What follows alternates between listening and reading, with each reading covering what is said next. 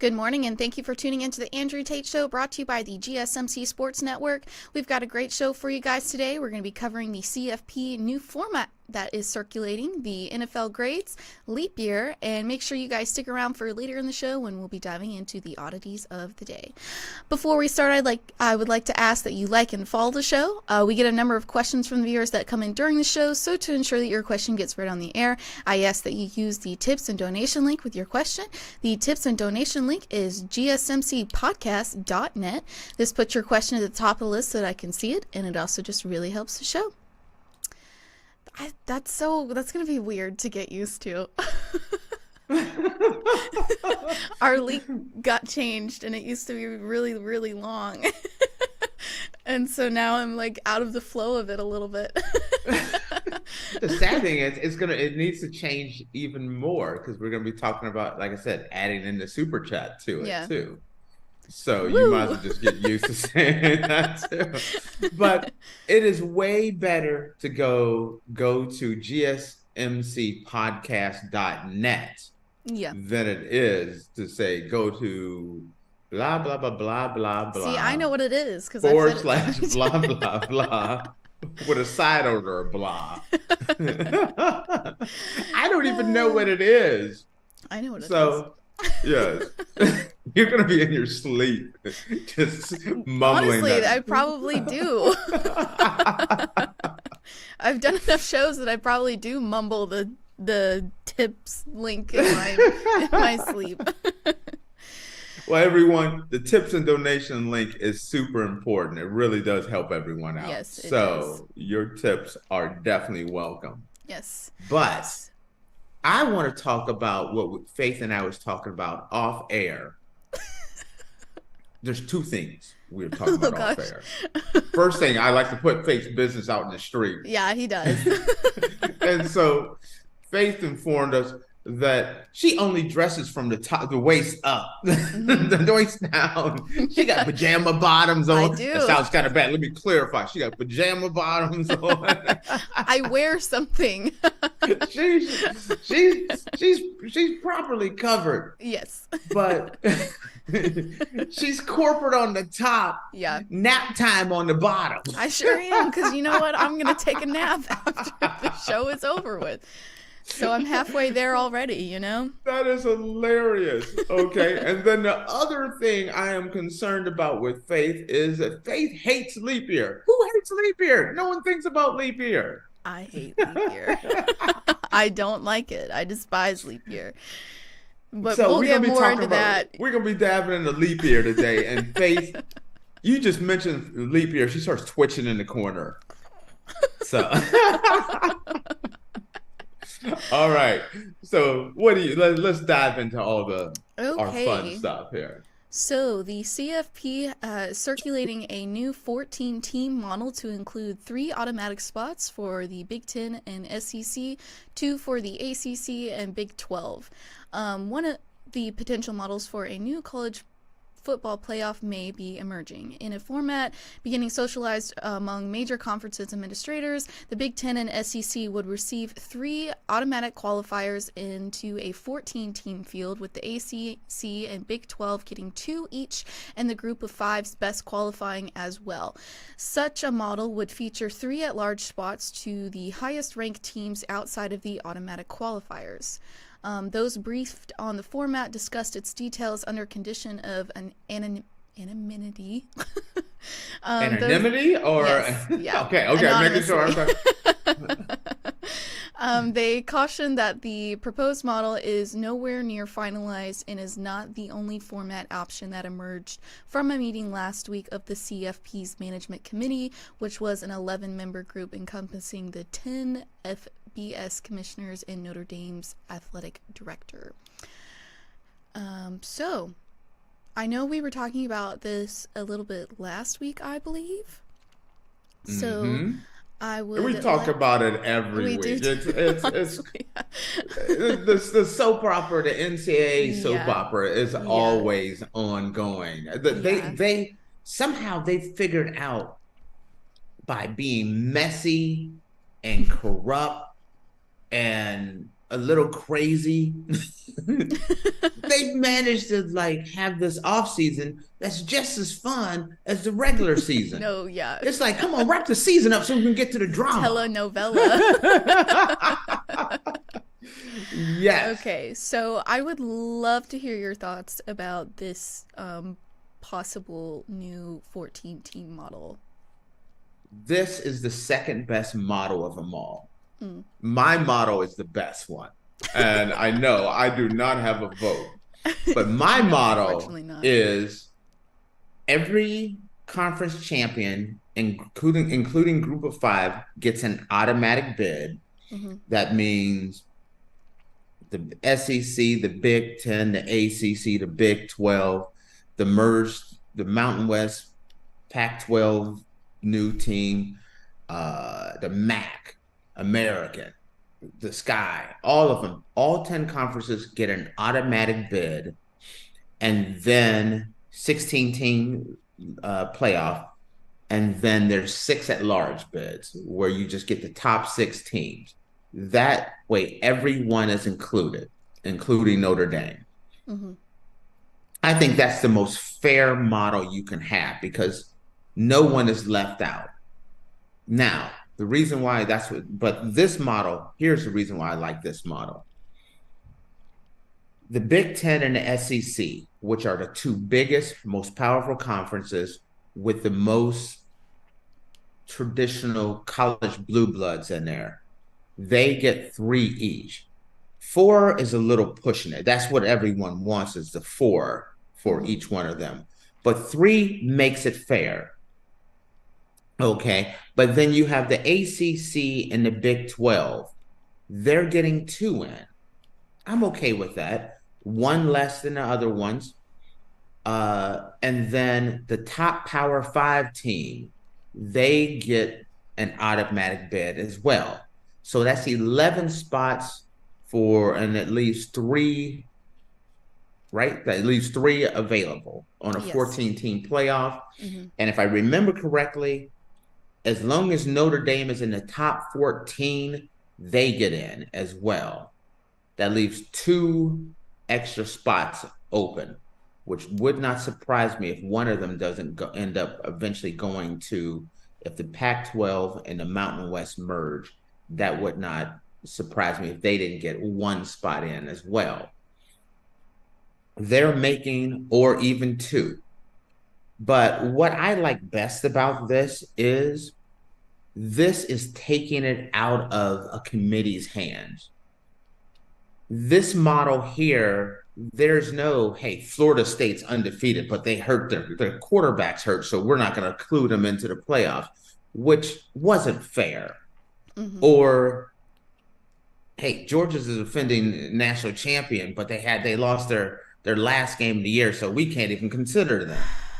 Well, and I'll be honest, I thought it was the right decision to not include Georgia, but it's also absolutely crazy that Georgia wasn't included. Yes. Because it was only 4 teams. This model here means that, Alabama would have got in, Georgia would have got in. Most likely, I think that was Ole Miss would have got in.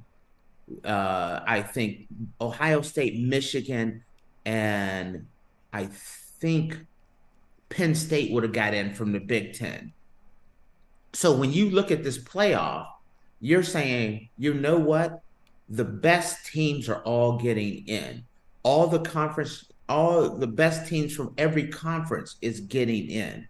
There's a group of 5 team that deserve to get in is getting in. I like that. Notre Dame, I think Notre Dame gets too much special treatment. I would not have said top 14 for Notre Dame, but if Notre Dame is in the top 10, then they get an automatic bid. Now, at 14, because there's 14 teams, if they're one of the top 14 teams, they get in. Everything is included so that you get a genuine playoff without it coming to, I'm voting for this school because I went to this school, and no, I don't want to vote for this school, or I got a little backroom deal. It comes down to where if you've played on the field, you've done your job, you're going to end up in the top 14 and you get in by your ranking, not by some committee that's meeting in a back room on the last day of the college football season. That's what I like about it. I still would love, like I said, the Tate model. It's just one of those things where if you're a Mid-American Conference champion, or you're an American, or you're in the Mountain West, or you're in, whatever conference it is, and you go through and you win your conference, I think it's unfair, whether a group of 5, whether you're ACC, it doesn't matter. You're still at that Division I level football. If you win your conference, that should matter, and you should be able to get into the playoff and contend for a national championship. That's the reason why I say the Tate model is the right way, because those conferences, every conference gets a representation, but then the best teams, there's still 6 at large that, for the better teams and the better conferences, every conference gets in, but Alabama wins the SEC. It doesn't eliminate Georgia and Mississippi State. If you're a top team, you're getting into the playoff. That's why I keep calling it the Tate model, but that's the model I think would be the most fair. Yeah. But the next thing to it is all the major conferences get an automatic bid. The fact is that all these schools that are in the SEC and the Big Ten, to give them just one bid is kind of unfair as well. Because if you're Georgia, I use Georgia because Faith is alumni of Georgia. Go Dogs. Hey, you gotta beat out Ole Miss. You gotta beat out Alabama. You gotta beat out Texas. You gotta beat out Oklahoma. You gotta beat out LSU. Some years you gotta beat out Florida. You gotta beat out Missouri. Well, if you're in, I don't know, the Big 12 or the ACC, you don't have to go through that meat grinder. If the Big Ten, you got to beat out Oregon, who's going to be a beast. You're going to have to beat out USC, Penn State, Ohio State, Michigan, Nebraska. You know what I mean? These two conferences are kind of going to be like a meat grinder. And these conferences are going to lose they're going to lose some games because they're going to be in a much tougher conference. This is saying, hey, we acknowledge that the SEC and the Big Ten are the bigger conference. People get caught up to saying, like, it's saying that the Big Ten and the SEC are the better conference. It just means they're in a bigger, tougher conference. And so it's being recognized that you're going to play a tougher schedule, so they get 3 bids. Hey, but being in the ACC and the Big 12, that matters too. You're getting 2 bids. So the Big 4 conferences are getting multiple people in, which makes it as fair as you can get with this whole political aspect of the college football playoffs.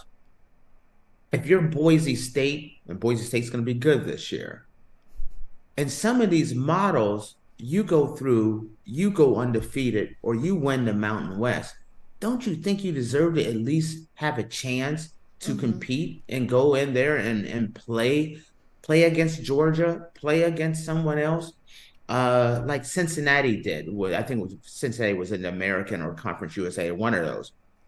And they got a chance. Yes, they ended up getting dog walked in the playoffs, but they had the right to play. These, if you have a good season, you get an opportunity. I just don't want a playoff system that excludes someone who's had a great season. Right. Like, and that's kind of what we wanted, is a playoff that includes everyone. And the reason why we talk about this one, because this is kind of what they do normally. They meet on it. And then all the rumors start slipping out. This is the reason why we're going back and we're talking about this now, is because all the rumors start going around first. And it's kind of the way college football does. It's like, let's leak this stuff out to see. We haven't made any official, but leak this stuff out so that we can see, is everyone going to be okay with this? Or there's going to be some upset people? Then if there's some upset people, we can kind of pull back. Kind of like when they were saying 4 teams from the Big Ten, 4 teams from the SEC, everyone was complaining. That kind of disappeared, and now it's 3, 3, 2, and 2. Mm-hmm. You know, you see how they leak it out there, and then they wait to see, like, okay, everybody's all kumbaya, so we're gonna meet now. We're gonna pass this sucker because it's tested. The smell test has gone through, and it's cool. You know, you know, and that's exactly what has gone down. Is the smell test has made it so like, okay, it's okay now. We can go ahead and we can vote on this and see what the world, you know, how things are going to work. Mm-hmm. I definitely think this one is better than the last one that they proposed, because as much as, you know, I'm a Georgia fan and they're on the SEC, of course, you know, the 4 for automatic bids for the SEC is great for me, but like, I didn't think it was very fair that those other teams wouldn't really have an opportunity to go to the college football playoff. So I like this model a lot better. Yeah, it'd be crazy if you're like, 4 teams automatically from the SEC, but, and let's say it's a down year. So first, you know, let's say you get Alabama and Georgia, and then Florida has like a 3 or 4 loss season, but you have Miami and Florida State running the table and Clemson killing it. Mm-hmm. And sorry, guys, you only get one team in, but you're exponentially better than the SEC, or you're exponentially better than the Big Ten. Right. Now it's like the ACC, you get 2. The Big 12, you get 2. Mm-hmm. 3 for the SEC, 3 for the Big Ten, but they are bigger conferences anyway. Mm-hmm. And you have to include the group of 5. If the group of 5 doesn't, I'm against any playoff model that does not include the group of 5, because they play Division I football, and they should have a chance to contend for the national championship. So that's what I say. Yep, I agree. All right, guys. Well, we're going to take a quick break, and when we come back, we're going to be talking about the NFL grades. So see you in a minute. I feel like I'm losing my mind. Is everybody in the world blind? Please, Lord, give me a sign, a sign.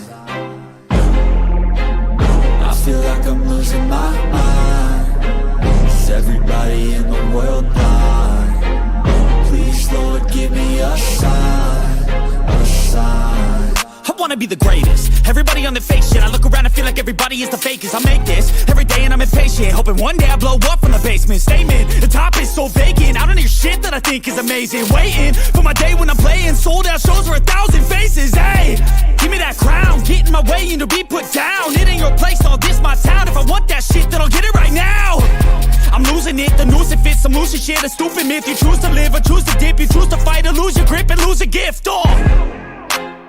I feel like I'm losing my mind. Is everybody in the world blind?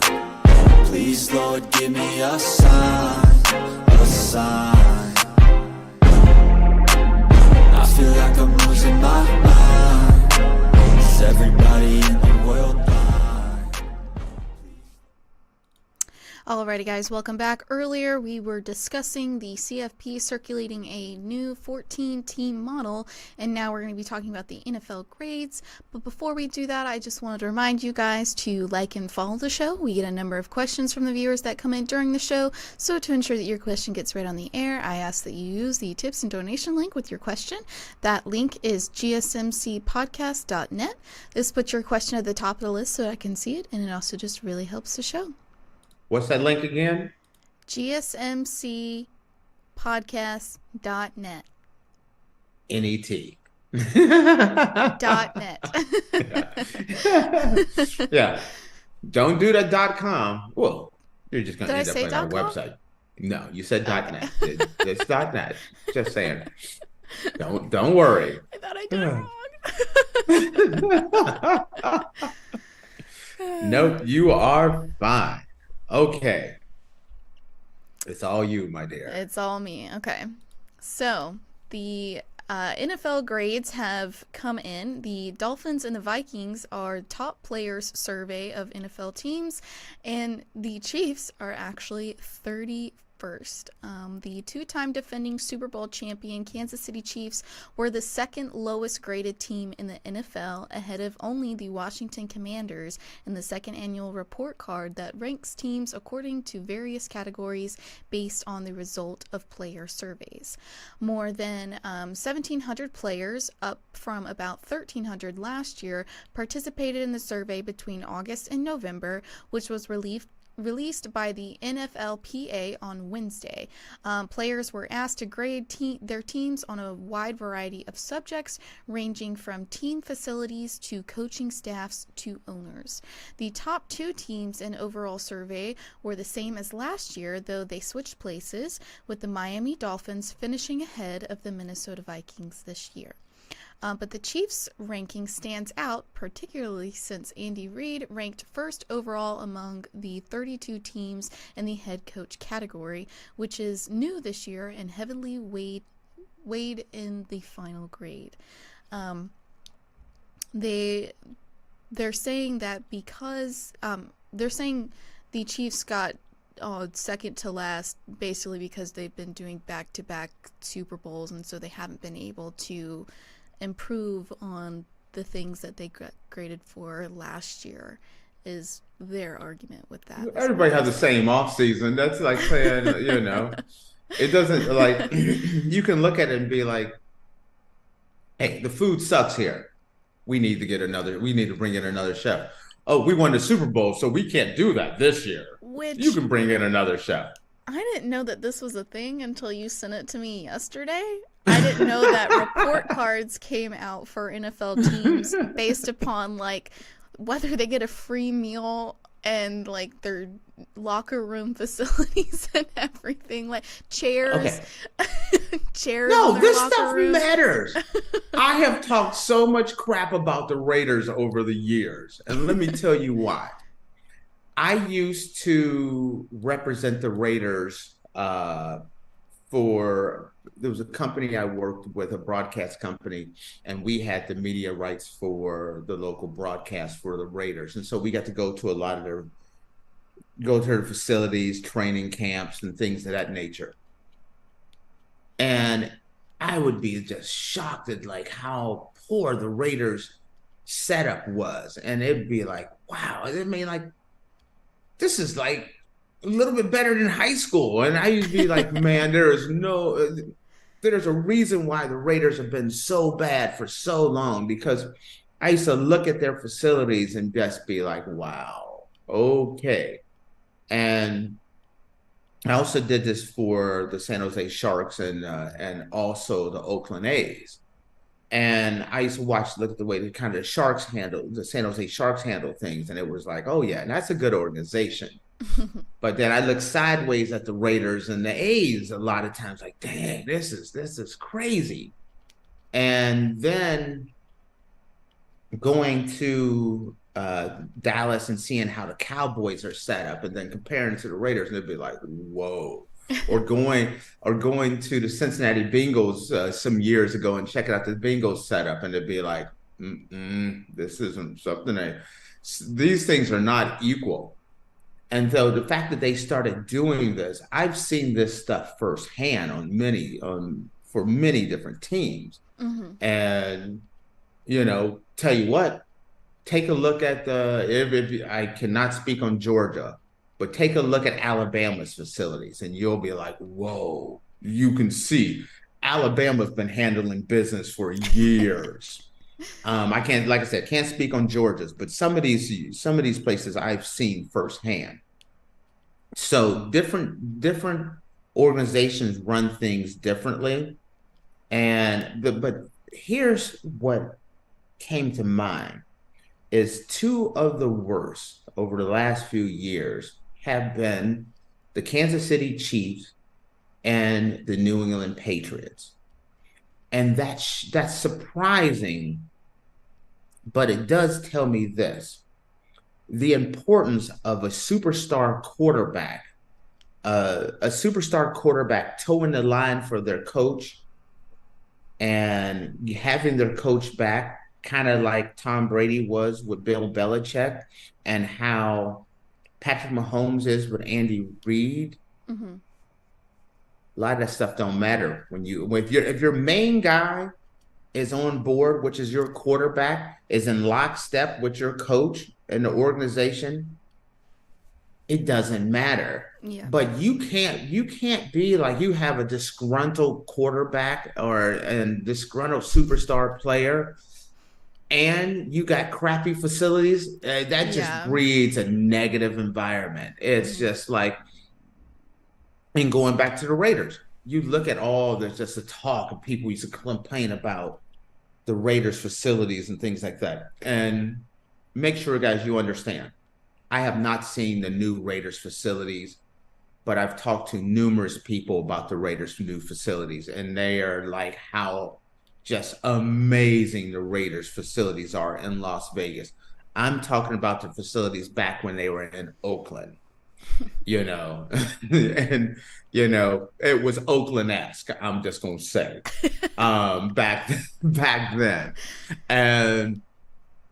But it is important.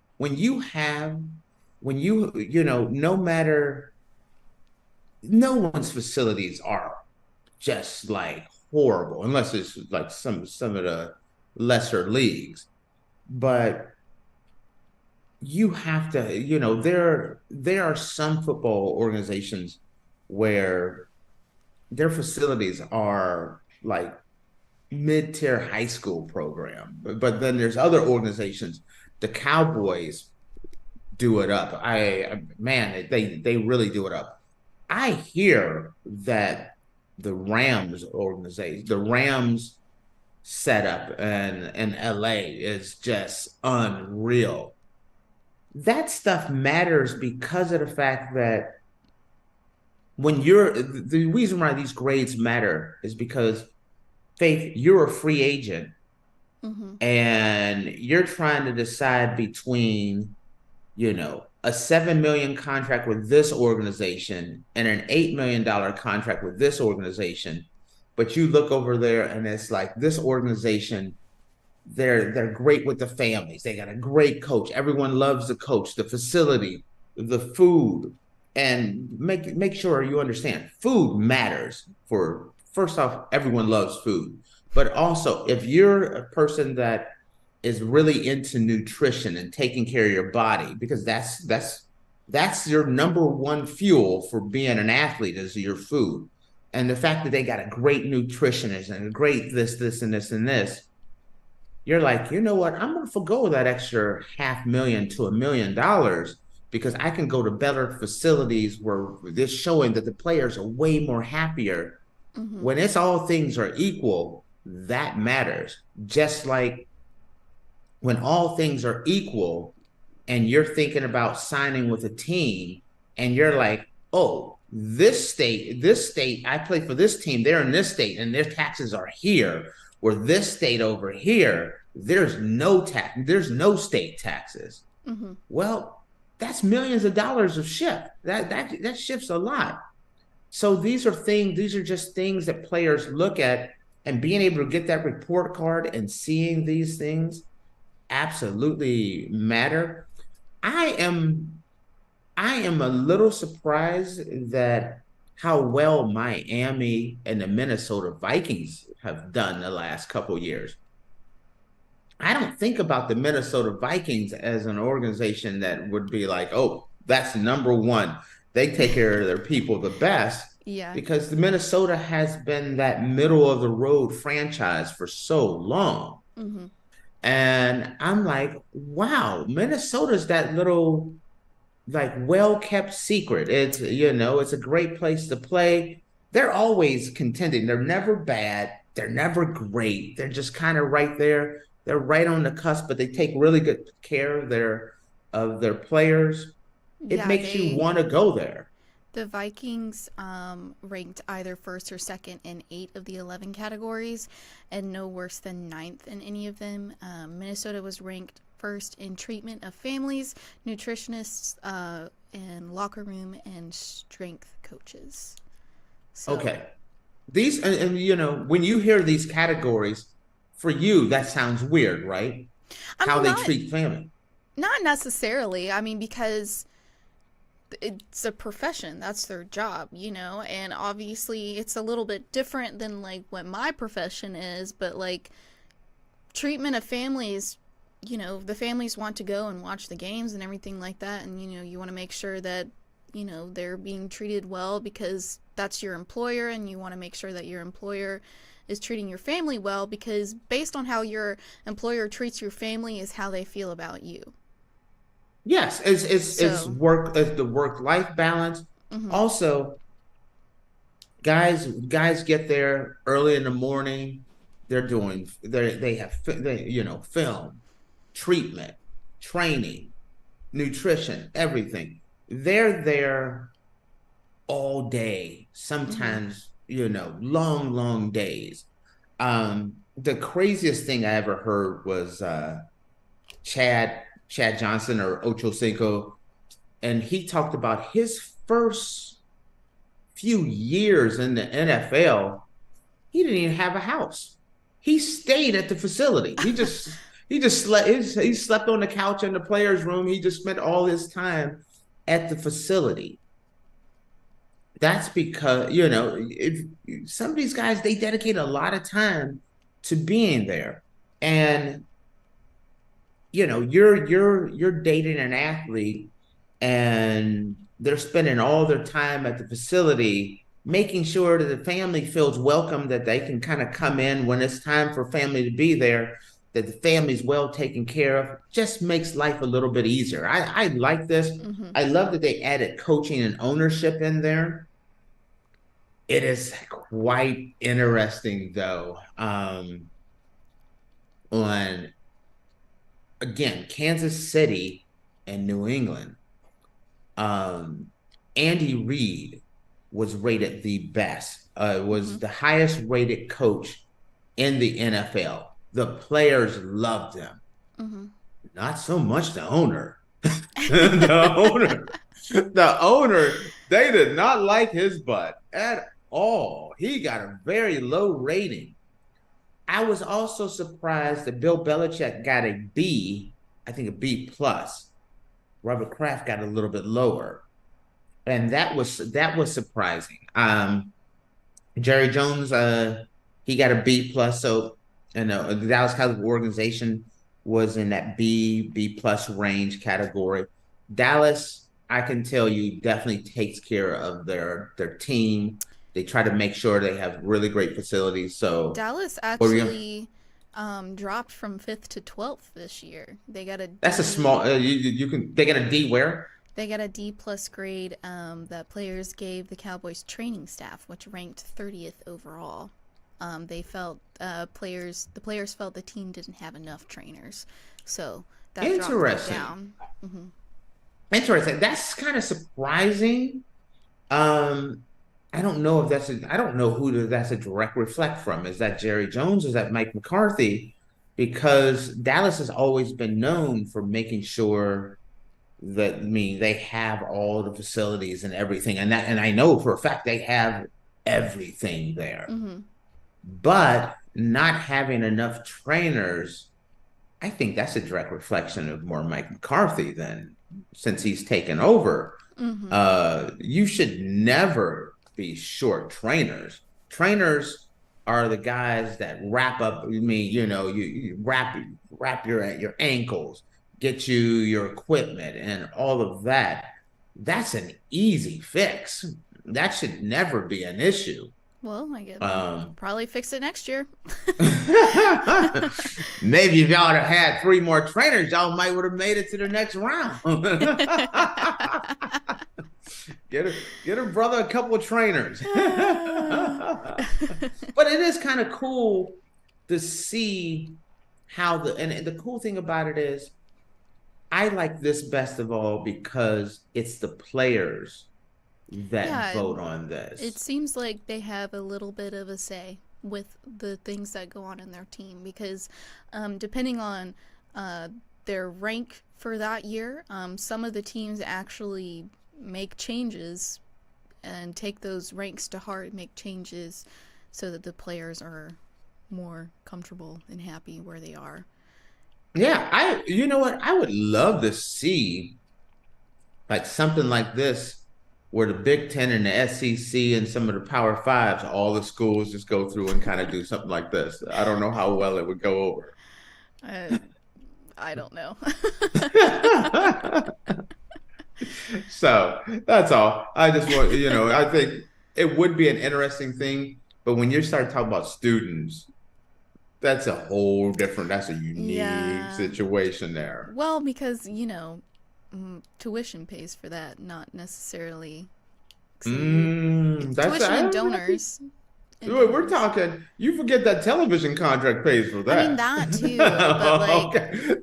You're talking $100 and something million for school. Yeah, 80, 90.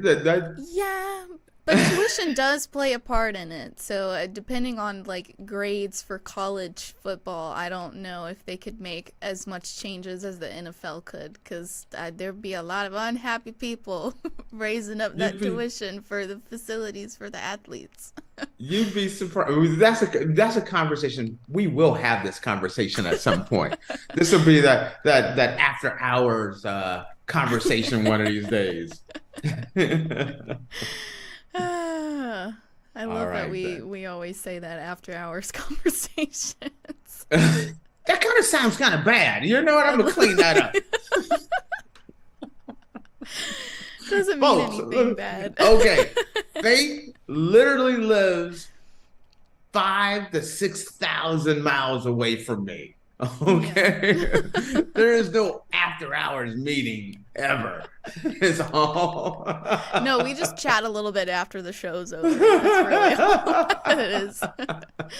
Oh gosh. So, all right. I'm very curious about this next one. We have to get into why I don't the inner workings of Faith and her hatred for. I hate it. You can hate a lot of things, but leap year is like it don't bother nobody. Bothers me. All right, guys. Well, with that, we're going to take a quick break, and when we come back, we're going to be discussing leap year.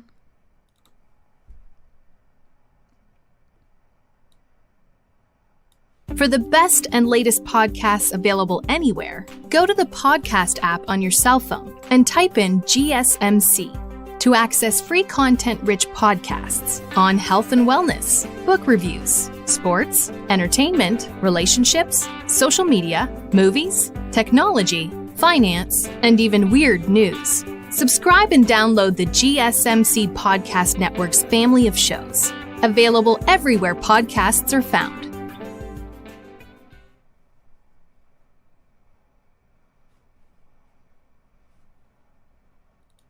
Alrighty, guys, welcome back. Earlier, we were discussing the NFL grades, and now we're going to be talking about why we have leap years.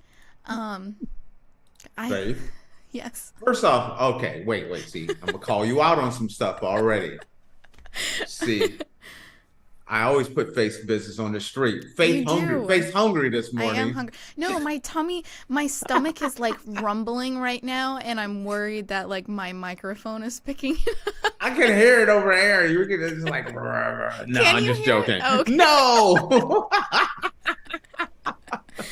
Your microphone way too sensitive. If you can pick up stomach rumblings, man, you gotta go with a cheaper microphone. It can pick up stuff that's happening in the other room, so I was worried that you could hear my stomach rumbling.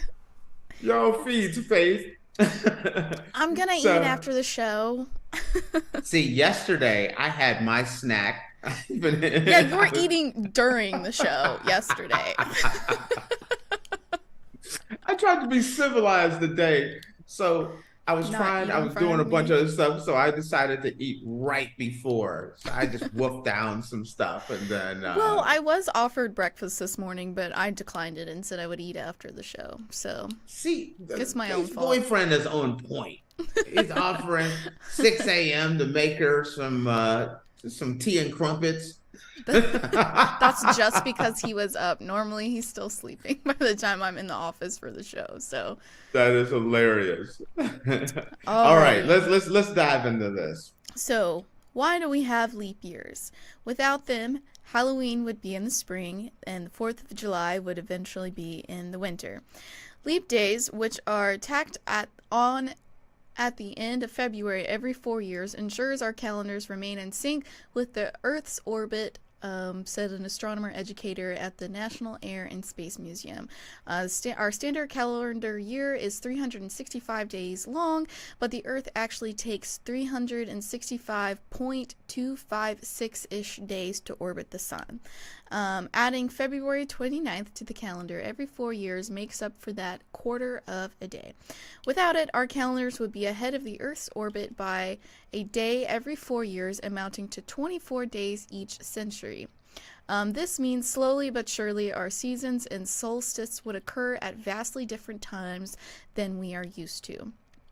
At first, we might not notice, but there eventually would be a time where we'd be celebrating the 4th of July and it would be snowing. Halloween wouldn't be an autumn holiday and Easter wouldn't be in spring, and it would take centuries for our seasons to eventually wind back around to when we expect them. So, listen, I understand the point of leap year and having an extra day in February, but I don't like it. I have to work an extra day that year, and I don't like it. The only good it's all about it's the hell with the world. It's about faith in one day every 4 years. Is that really what it's about? Yeah. The only beneficial thing about leap year is that I get an extra day before having to pay my rent in February. That's the only good thing about leap year, in my opinion. I don't like it. Girl, there's some. You need a hug. I'm gonna fly in. I'm flying to Georgia. I'm just gonna get off the plane. I'm gonna hug her, turn around, get back on the plane, and fly home. I don't even want to talk to her. I just want to hug her and move on. Listen. Okay. I think they messed up. I like the whole concept of Halloween in the springtime. Let the clock run. 4th of July, that's just one day. Everybody put on a hoodie and a parka. Ooh, fireworks, yay. But Halloween, think about some of the costumes and people are freezing their butt off trying to look cute in their costume. Make that sucker in the springtime. It is on. Yeah. Halloween would become way bigger. I watch Carnival around here. Carnival just happened, but it's warm here. Mm-hmm. It's nice doing dressing up and everything when it's 70 degrees out. Think about it, little kids running around. They're freezing their little keisters off up in Boston and New York trying to get some candy. Move that sucker to springtime. Everybody's happy. I don't understand why we just don't move the holidays around, just move the holidays around. Because, Father's Day and Mother's Day and all of those types of holidays, they're not on the same day every year. And neither is Easter. Easter is not on the same day every year. So I can only name Halloween. Halloween is because Halloween used to be the last day of the year. Yes. And on the old calendar. And it started because people would go around and bring food to the families who had lost loved ones. Mm-hmm. Eventually, it changed from taking food to the families who had lost loved ones to giving treats out to the kids. Mm-hmm. And then it just started from a tradition from there. Mm-hmm. So I understand why Halloween is where it's at and why it's not the last day of the year though anymore. New calendar. You know. Exactly. So we can move the stuff around. So we don't need an extra day every year. Just move them around. See, you're trying to build this around that little Georgia calendar where, you know, it's warm this year. Different parts of the world, it has different things. Tate, it's warm most of the time here. We maybe have like 2 weeks of winter and then it's cold. I mean, and then it's hot again. What is your weather like today anyway? Let's see. It's been raining lately, so I gotta check mine out. We just taking mid conversation. We did a mid conversation stop. It is 38 outside right now, and our high is 58. 38. Yeah. I was about to complain about my right now. Oh, I don't. Right now, the day's a cold. Today's a cold day, so it's actually cold. What, 60s? 63 right now, which is one of the coldest days. It does. But the high, it'll probably I'd get a little bit. Today it'll be about 66, 67. But I like my 70s. I can't take that cold. Like what you're talking about? No, can't do it. I don't mind it, but see, yesterday it was 75. Like I went out, my boyfriend and I went out and had lunch, and we sat outside, and I wore shorts. It was 75 yesterday, and now it's 38. So, you know, it's one of those things you can tell, and I know, ladies and gentlemen, we're getting off the beaten path, but yesterday, I'm thinking it was like kind of cold. It was about 65, 67. And we go on our walk, and we go down this hill, and we go right past this beach right on the ocean. And you see these women, it's in the 60s, and they're in bikinis, diving in the water and everything. And I'm like, what the heck? I'm like, oh, no, I can't be. 60s is not bikini weather. So I just had to put that in there. Back to our regular scheduled program of hating leap year. I would like to add, this was from the article that I read about leap year. It said, not everyone believes adding an extra day to every 4th February is the answer. In 2020, 2 scientists proposed an end to leap years with a new annual timetable, one that would be 364 days long, with the year always beginning on a Monday and most months spanning 30 days. Instead of leap years, the scientists pitched that every 5 or 6 years, there would be an extra week added to the calendar when you can party. Obviously, it did not take. That I'd be okay with. Now, these scientists are people. These are my peeps. Yeah, I could get down with that. You can tell whoever did this whole leap year thing, they weren't thinking about us. No. I like this. I like this. I vote right now. Scrap the calendar right now. Scrap it. Every 5 years. And this goes with the faith program. Faith is like, this is an extra day to work. Oh no. This is party week. Vacation. Every 5 years, it's like the Olympics. Yeah. You know, it's party week. Everywhere in the world, it's Mardi Gras. Yeah. Get your beads ready. Down for that. I would be so down for that. Instead, I get an extra day every 4 years that I have to work. An extra work day. Faith, I've seen the light. I have seen the light. See? I'm putting money in the collection plate. If they, every 5 years, we just nice, smooth, even calendar. And then this is the year right after make it party week. Mega party week. Yep. It's like everybody shuts down. There is no government regulations. Everything is. Whoa. No, we're not going to do the purge. No.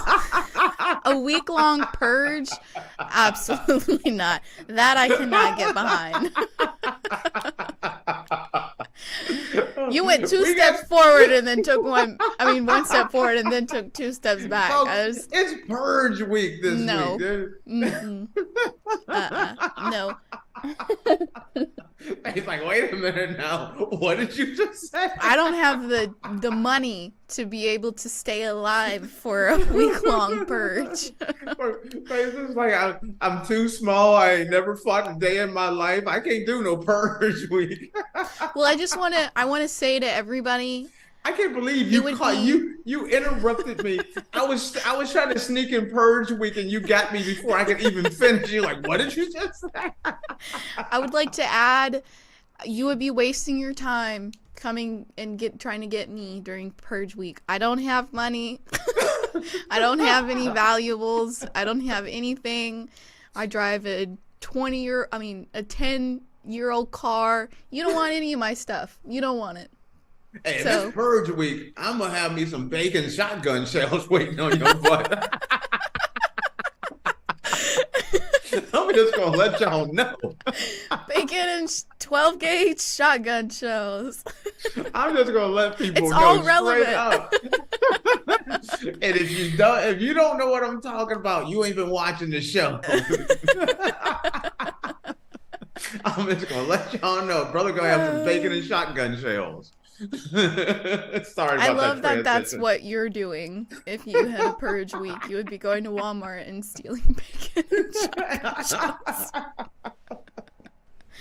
So now we understand why Faith does not like that. But I like those other scientists doing like a party week. We don't have to I'm joking about the purge. We ain't doing no purge. I'm just joking. You know, us melanated folks don't do that well on the purge. I'm not doing it.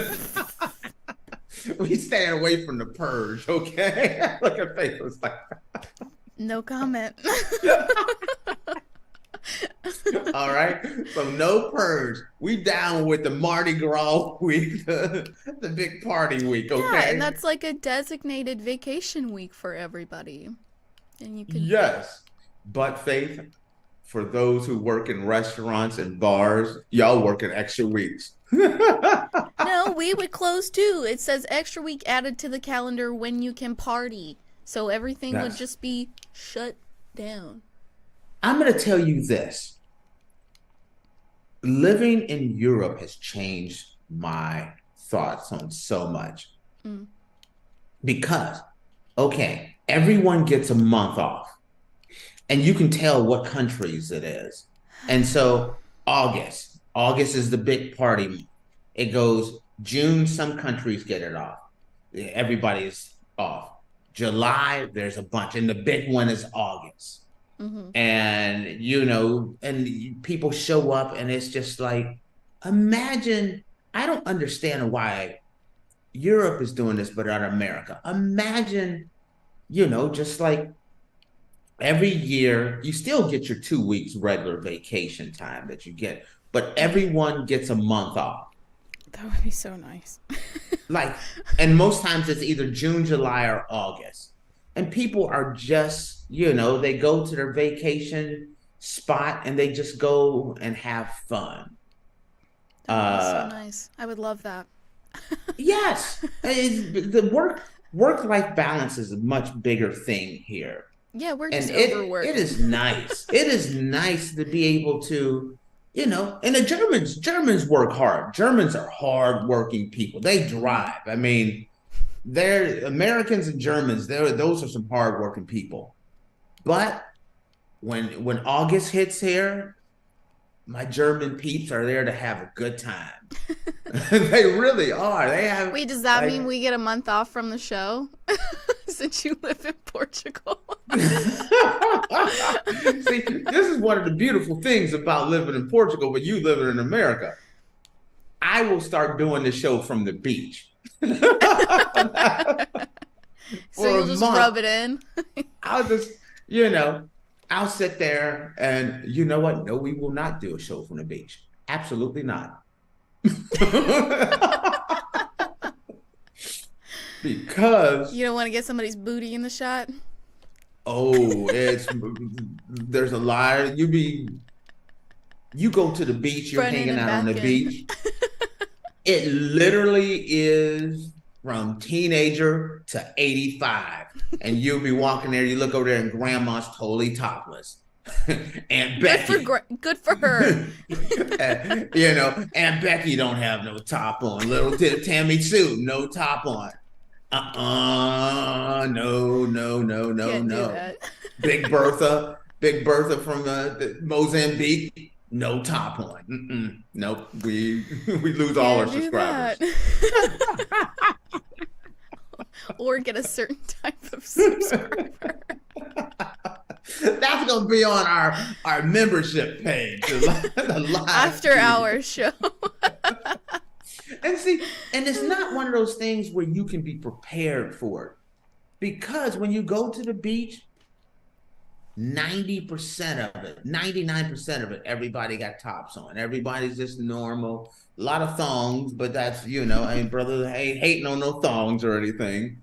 But then Grandma Beatrice just walks right in front of you, and Grandma, and she's just proud as she can be. And it's like, oh, Granny, why you? No, Granny, no. Oh, come on. She probably doesn't care. She's 80 years old. No, you don't. People aren't so uptight about nudity here. So, you know, it literally, you look this way, Grandma here, Becky over there, you know, there's, you know, you get the whole gamut. You don't even, after a while, you don't even notice it. You don't even realize that, like, that lady walked in front of me and she was topless, because you just get used to seeing it. Happy leap year, everyone. Happy leap year.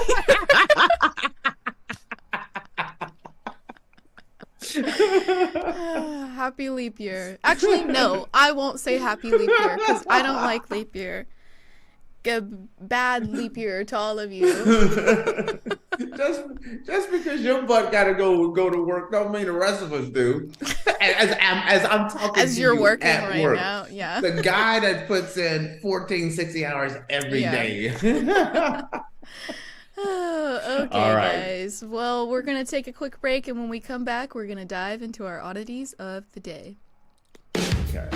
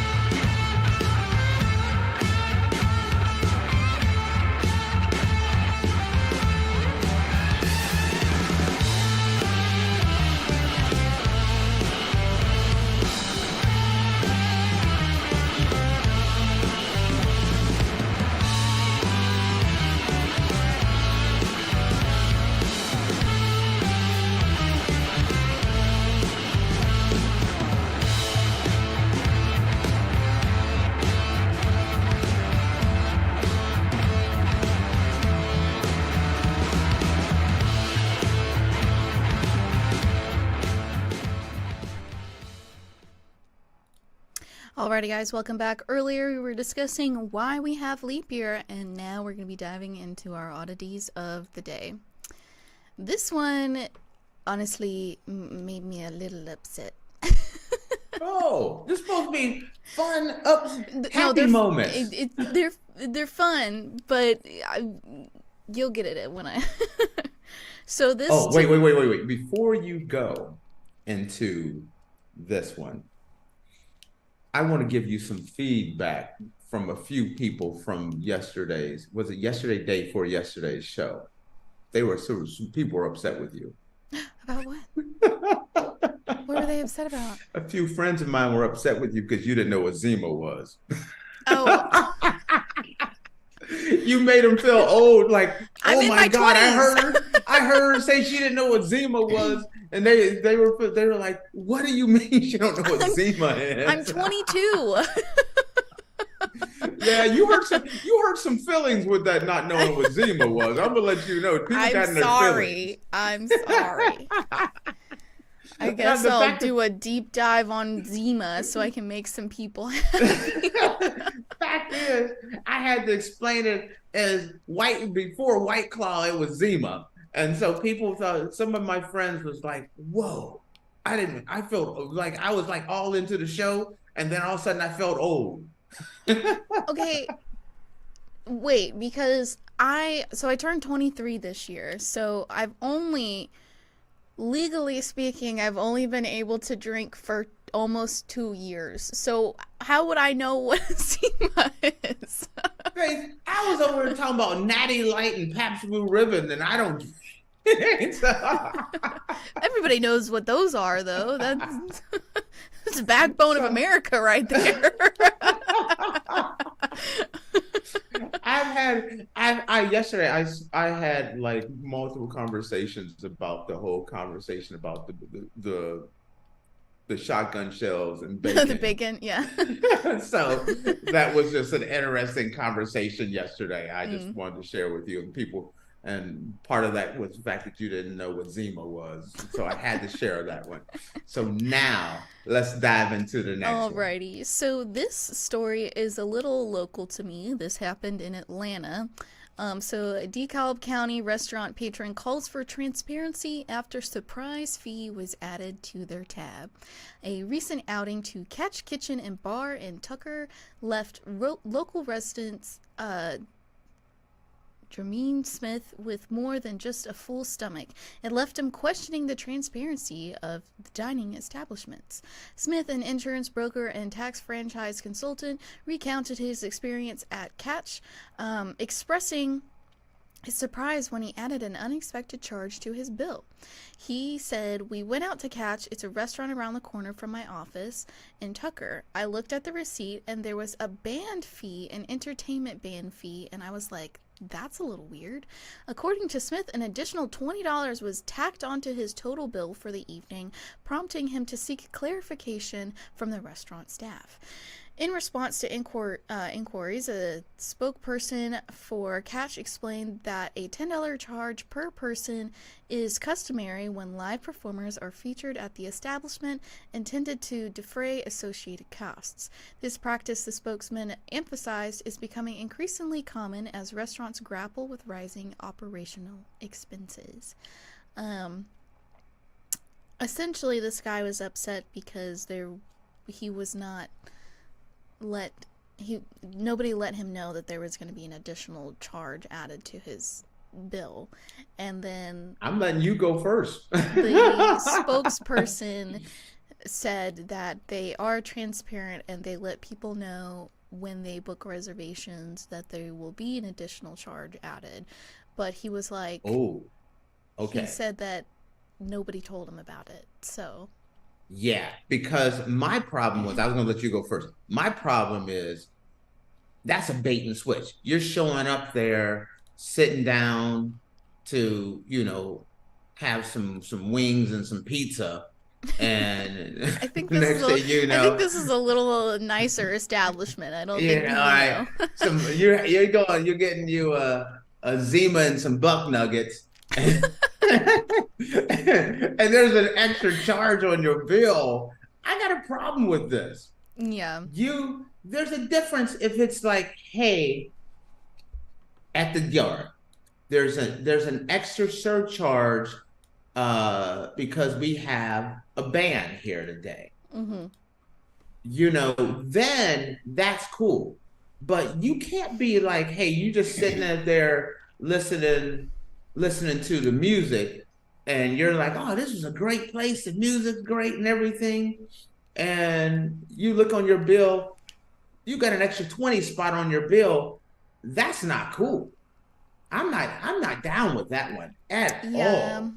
Yeah, I was a little understanding with the guy saying that he was upset about the additional charge. I mean, because an additional $20 to that racks it up, baby.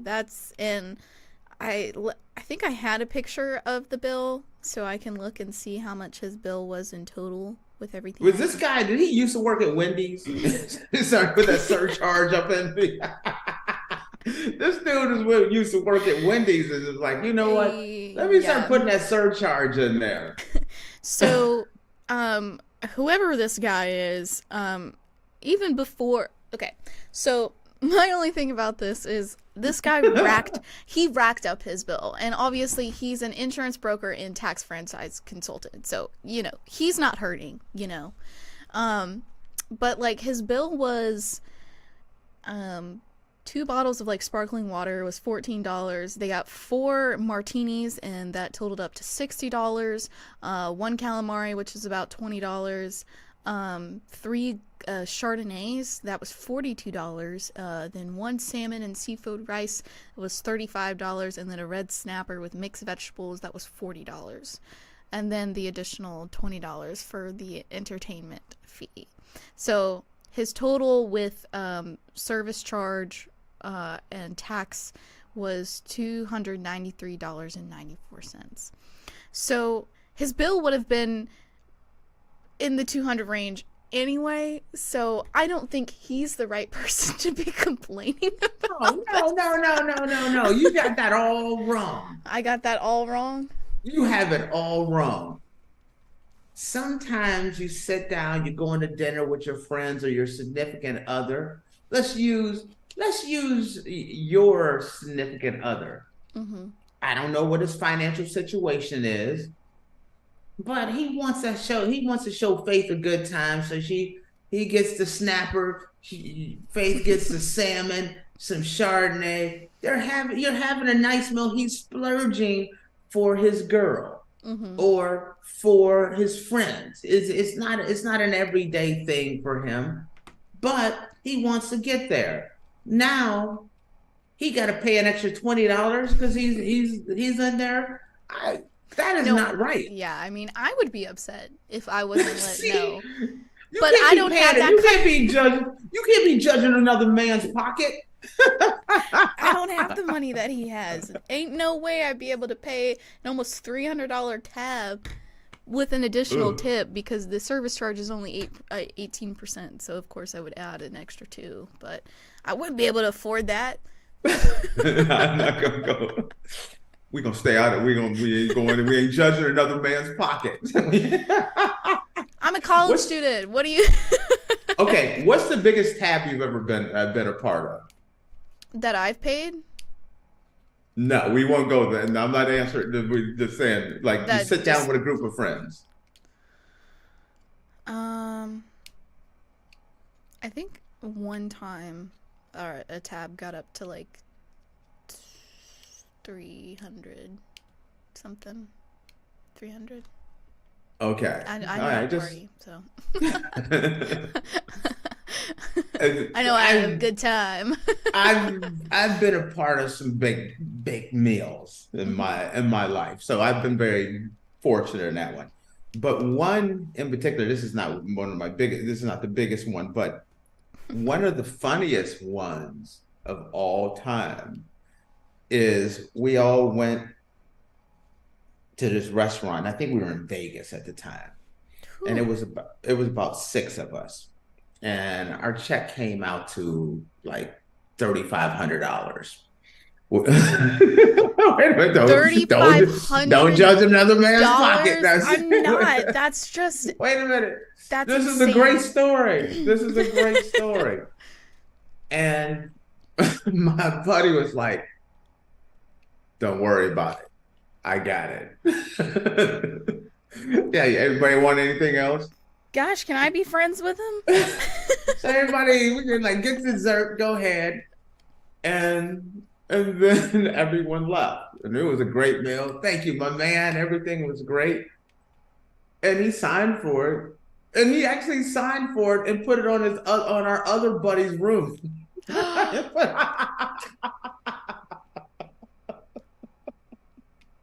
Oh my gosh. Because he was like, go ahead, go get some dessert. Maybe you want another drink. I think I would fall over and die if I saw my room charges and it was $3,500. It's like he wrote a nice little tip to the lady, took care of her. Everything was cool. He didn't put his room. He put our other buddy's room on there. I would literally fall over and die. I would go into cardiac arrest and fall over. So they didn't know. As a matter of fact, they didn't even realize it until like a couple of weeks later. What, and $3,500 is taken out of his bank account? Yes, and that was one of the funniest things ever. If you just say anything. Okay, let's go back to our regular conversation again. My God. I just don't know why that popped in my head, but it did pop in my head because I thought that was a funny story. So Faith don't find that funny at all, not even a little bit. She no, because if that happened to me, I'd have a stroke. I would have a stroke if that happened to me. I apologize. Okay, back to the $20 on the bill. You cannot bait and switch someone. No, you can't. That's either true. That $20 must come off the bill. And I could see someone saying, like, sorry, it's there. I'm gonna tell you this. Even if it was a sign somewhere on the wall, that needs to be told to each and every person as they come in, that there is an addition. Tonight we have Faith in the Faith that's singing. You don't want that. and it's an extra it's an extra $20 on your bill because you're gonna be listening to Faith in the Faith that's. See, they probably would be mad because we wouldn't be good at all, and they would pay $20 for it. Listen, come on, you the lead singer. I'll be a Faith that. I'll be one of the backup singers. Come on. So, they do need to have it like on their menu or something, or like, if they have a social media account, post when they're doing their live music and put like, oh, hey, by the way, if you guys come in and eat when we have live music, we're going to charge you $10 a person because of that, and then yes, also when people walk in the door, even if they've made reservations, you need to know that, hey, just to let you know, because we have live music today, there's going to be a $10 charge per person on your bill for live music. I agree. Right, because not everyone's pockets. This is one of those things where I was saying you can't judge another man's pockets just by looking at them. Mm-hmm. So he could have just budgeted like, okay, it's just me and my girl, and I got to figure out the tip. I already checked out the website and everything. I know how much money I need for this date. Mm-hmm. And you didn't factor in that extra $20 on the bill. That could be rough. Next thing you know, you're embarrassed. You're back there washing dishes. Your girl done left you. And you're in there crying as you're washing dishes. God, okay. So like a little sidetrack, but I said your card declines. You know what? I work in the service industry. Do you know what the worst thing is taking a check back to somebody with their card saying it's declined? That is literally, I would rather eat glass than do that. That is literally the worst thing ever. Especially when you can tell they're on a date and it's like, hey, this card said it was declined. Do you want to try another one? And I'm just like, Okay. I feel a little differently on that one because I used to have this, not used to, I still have a buddy of mine, but the richest man I know. And this dude is mega loaded. Mm-hmm. I mean, for real, not fake wealthy. This dude has bank, real bank. And I used to spend a lot of time with him, but you go, and I can't count how many times I've been out to dinner and he goes to pay for it. And it's like, sorry. So this one, here's another one. Oh, no, that one, that didn't go through either. You're like 4 or 5 credit cards into it. It's like, oh yeah, I forgot to transfer money over this one. Here we go. Let's do this one. You're like, dude, you want me to pick this up? I got this. And it'd be like the 4th or 5th credit card. And this dude, I'm not saying, when I say millions upon millions, mm-hmm. and his card gets declined all the time, change my whole opinion on it. if his card is getting rejected, my little card can get rejected too. So this dude got tens of millions of dollars and his card getting rejected. So I can't, Based on where I work and our clientele, normally millionaires are not coming. Oh, okay, I understand. I want to give an update on, we were talking about checks being declined and bills not being right. I sent you an article. Did you see that about Wendy's? They're trying to shuffling. They're hustling backwards on us. Backpedaling after people are pissed off about their surge pricing idea. They're kind of like the college football playoff. They float it out there and see how pissed off everyone gets. Then they start hustling backwards. Yeah. And like, okay, no, we weren't really gonna do that. We were just kidding. I was being just silly. kidding. What kind of place would we be? We're gonna change the price on you guys. Silly. You can still get your Baconator at $12.05 and you're okay now. So they have kind of changed their opinion on that whole shuffling the pricing back a little bit. So I wanted to give an update because we were kind of rough on them. But I'm kind of disappointed they didn't do this, because Wendy's would be the Waffle House of America. You know, think about it on that busy Wendy's would day. go out of business. Wendy's would not be there. You know, late night, somebody want to get that Baconator and that price starts ticking up. You're in line and it goes from $3.50 to $4.50 to $5.50. You know, fools getting knocked out over it. You know. So the update is Wendy's is pulled back. They're hustling backwards on this one, and they are walk not. Of shame. Walk of shame. Yeah, that is even better. Yeah, their walk of shame. They're not going to be doing surge pricing on their Baconator and Frosty meals. Mm-hmm. Alrighty, guys. Well, with that, we're going to close out the show. Thank you for tuning in to the Andrew Tate Show, presented by GSMC Sports Network. Your support means a lot to us, so please remember to subscribe to the show and leave a positive review. It really does make a difference. We also invite you to follow us on Facebook, Twitter, TikTok, and Instagram for more content and updates. Thank you once again. Have a wonderful day, and we'll see you tomorrow.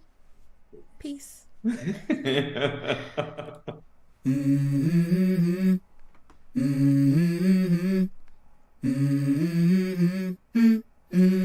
go. I wake up to a little bit of drool on my pillow, feel like it's gonna be a bad day. Yeah, I'm tired of shit, and the coffee ain't hit yet, damn, ain't that great.